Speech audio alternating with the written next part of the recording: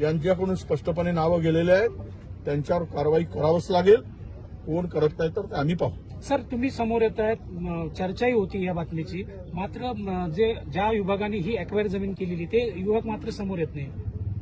नाही, विभाग समोर येत नाही.